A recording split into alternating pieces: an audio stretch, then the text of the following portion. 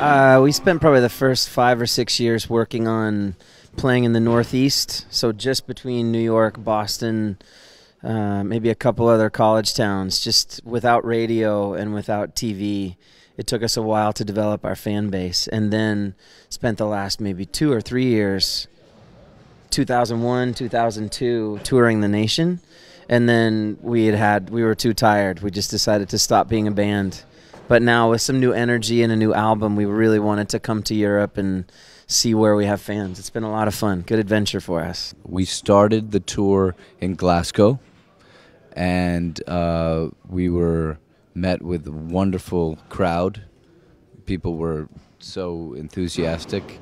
And the next night we played in London at Shepherd's Bush Empire, which is this beautiful old, I think it's pretty old, opera house. And then after that was Paris, and now we're here, and we love it. It feels to be in Europe for the first time is a dream come true.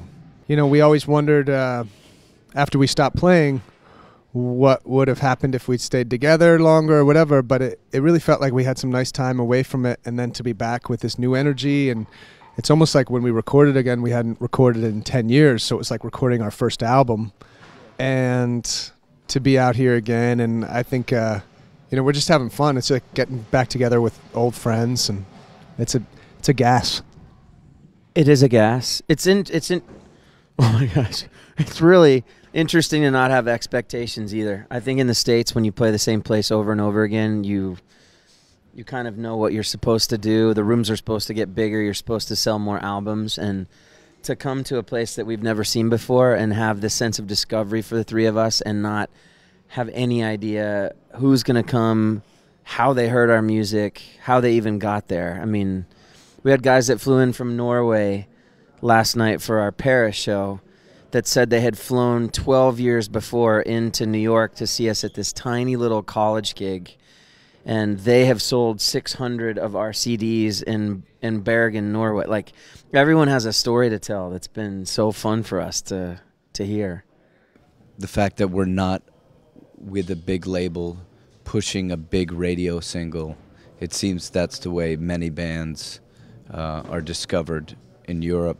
What is really encouraging for us is the fact that people are even showing up to these concerts, because it says a lot about the word of mouth and people talking, or the internet and how it's getting traded. So it's kind of cool that you don't necessarily have to have a big machine behind your band, and that by trading files or word of mouth, bands can also come and play in Europe.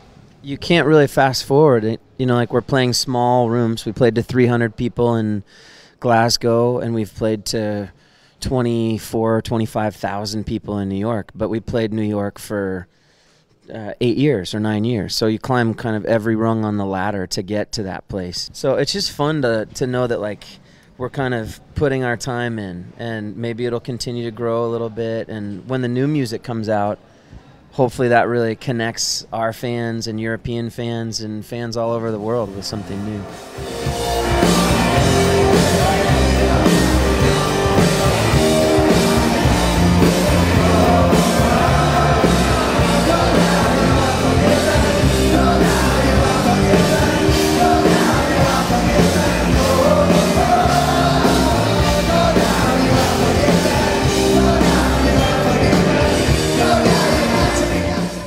2001. I don't even know if we could have afforded coming over here, you know, because we had just finished paying back all these debt that we had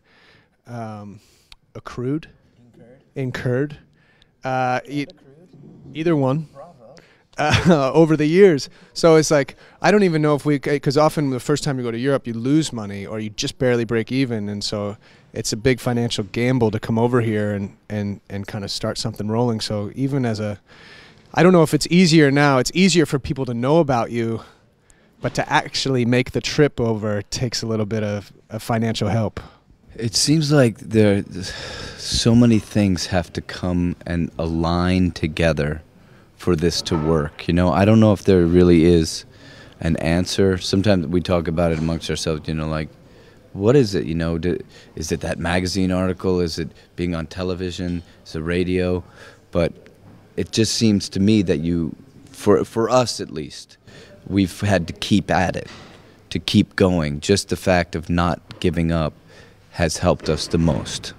There's also there's more access, I think, for bands today than there ever has been before because of the internet, because your music can go wherever. But there's more noise than to try to break through and be set apart as a band. So people might think like, oh my gosh, I recorded 4 songs and I put it up online, and now I have a fan in Switzerland and I have a fan in Pennsylvania and I have 3 people that bought it in Brazil.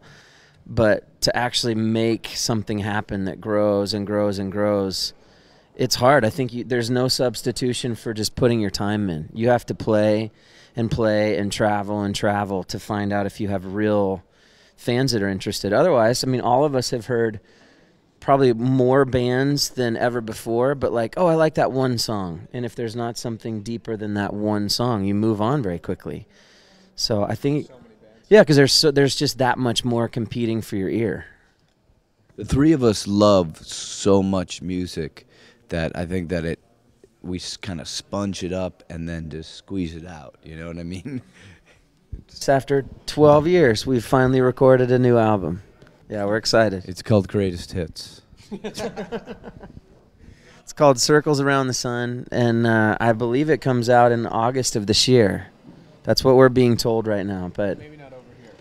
yeah, we don't know completely what's happened, but it's finished, and we're really proud of it and excited to have some new songs to offer our fans. It's gonna be fun.